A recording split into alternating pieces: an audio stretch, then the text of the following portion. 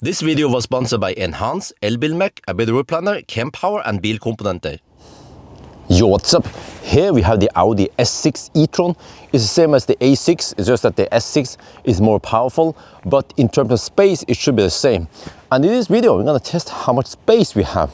Because you know me, I'm not a big fan of SUVs. They are taller, they are bulkier, they wag more like a boat, but station wagons or sedans or coupe or whatever, they have better handling, they're more fun to drive. But do we still get good space? Can we get rid of those SUVs? That's what we're gonna find out. So the brother from another, Volkswagen ID.7 Tourer, what was it, Touring? Oh, but the station wagon, can take 26 boxes. So can this car match the other? Well, we'll find out. Let's check out the Frunk first. So we do have a Frunk, but it's not that big. You can store your cables there, very practical, maybe your drinks in winter, but just to show you, you cannot fit a banana box there. So suitcases won't fit here, but maybe small backpacks or bags will fit in the Frunk. But man, look at this beautiful back. Oh! Audi, they really know how to design cool cars.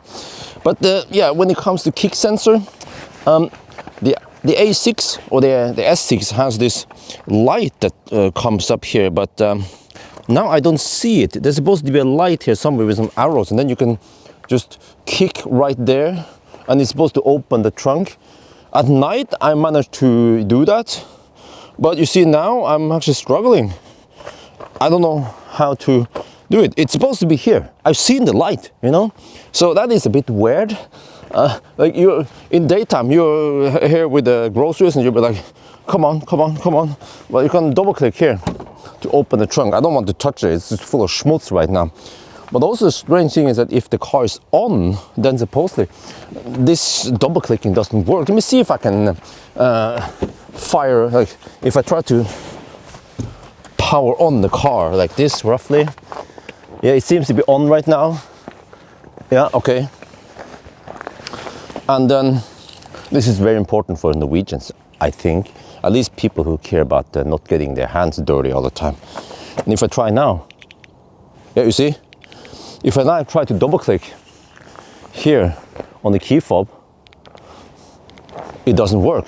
So a workaround is that like also MEB cars and actually many more modern cars is that even though the car is on, when you power off the car now, I mean when you lock the car, you also power off the car, which means that now the car is off and then we can do this. So yeah, we have a nice and deep trunk here. I like it. And then here we have, well, let's see. Well, we have this cover we can slide to go higher or lower, but in this test, of course, we're gonna take it completely out. And then, okay, we just have some floor mats here, we can just remove that. And there is some space under here. But then how much can we remove? Well, in my test, I will try to remove as much as possible, as long as it doesn't involve screwing, unscrewing or something.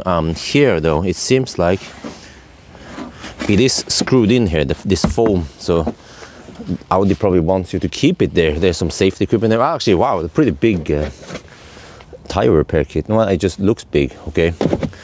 And then the subwoofer is here, so maybe if you don't get the subwoofer or that package, the Bang & Olufsen, you might have more space here. I'm not sure about that, I haven't seen it. But yeah, wow, this subwoofer here really produces some deep bass. We can also fold the seat like that. Okay, it's just okay, just a simple, well, not as advanced as Tesla, but still okay. Not as good as the Chinese cars because you're gonna fall down but not up. The button for the anhängerkopplung.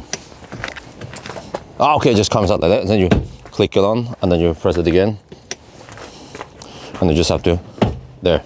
You can just use your hand, but you know, I don't want to get my hands dirty, and then yeah. Well, round one in the trunk. Where is it? Yeah, now I have my dirty gloves on, so that's fine. So, the ID.7 could fit 11 boxes. What about in the Audi? 1, 2, 3, 4, 5, 6, 7, 8, 9.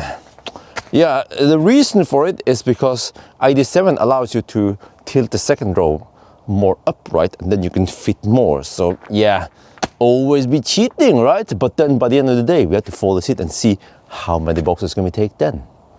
Okay, as usual, we try to put as many boxes as possible in here.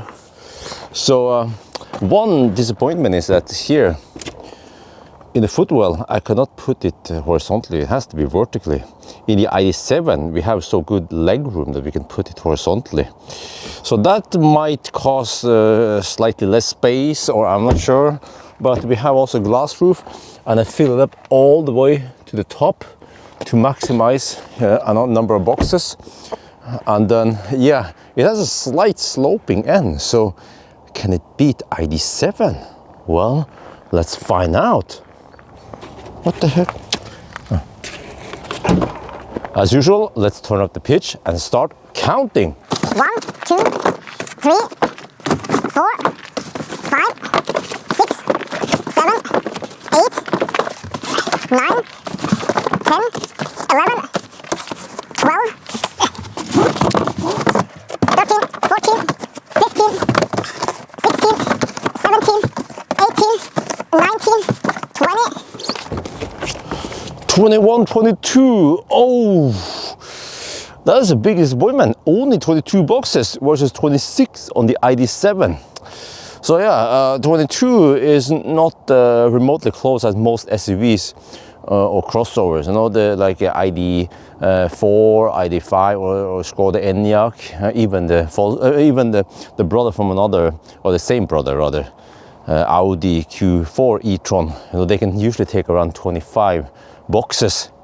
So yeah, I think it could be because we don't have the height here, and also maybe the sloping end here steals a bit, and then I'm not sure, long hood or something. So yeah, only 22 boxes. So if you need the most space, you have to get ID7. That's gonna be it for now. Hope you guys enjoyed this video. As always, thank you for watching, and talk to you later.